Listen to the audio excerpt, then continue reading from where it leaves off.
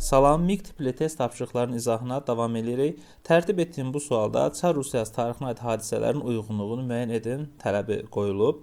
19-cu əsrin birinci yarısı, 19-cu əsrin ikinci yarısı və 20-ci əsrin birinci rübünə aid müvafiq hadisələri tapmalıyıq.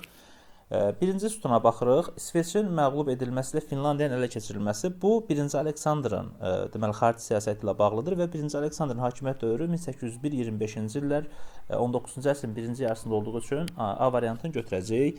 Qacarlar dövləti və Osmanlı imperiyasından təzminat alınması. Qacarlar dövləti Türkmənçay müqaviləsinə görə, Osmanlı imperiyası Ədirnə sülhünə görə Rusiyaya təzminat ödəməli idi. B variantı doğrudur. 19-cu əsrin birinci yarısına dekabristlər üsyanı 19-cu əsrin birinci yarısında olsa da bu üsyan nəticəsində 1-ci Aleksandr devrilməyib. 1-ci Aleksandrın ölümündən sonra baş vermiş üsyan olduğu üçün C variantı olmayacaq. İkinci sütunda imperiya iqtisadiyyatına İngilis və fransız kapital nüfuz etməsi. Bu sual ümumiyyətlə Azərbaycan tarixi ilə inteqrasiya olunub ümumi tarixlə və bu məlumat Azərbaycan tarixindən sizə tanış olmalıdır.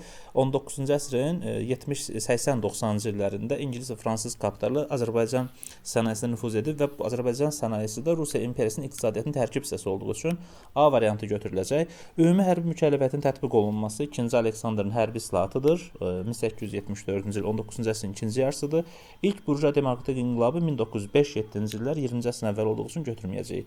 Moskvada misaflaşdırma zavodunun fəaliyyət göstərməsi 1906-cı ildə Qalakənd misaflaşdırma zavodu deməli fəaliyyətini dayandırmışdı. Niyə? Çünki Moskvada misaflaşdırma zavodu tikilmişdi artıq.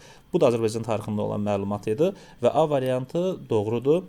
İngiltərə Fransanın iştirak etdiyi hərbi bloka daxil olması bu hər kəsə tanış olan, yəqin ki, Antanta blokundan söhbət gedir. 1904-7-ci illərdə yaradılmışdı. B də aiddir.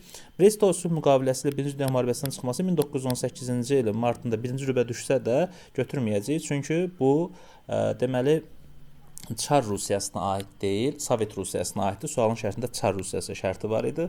Deməli, doğru cavab olacaq 1AB, 2AB, 3 isə AB, yəni A variantı. Xatırladım ki, 29 iyunda ümumi sınağımız olacaq. MİQ və sertifikasiya hazırlaşanlar üçün bu tipli test tapşırıqlarını işləmək üçün müraciət edə bilərsiniz.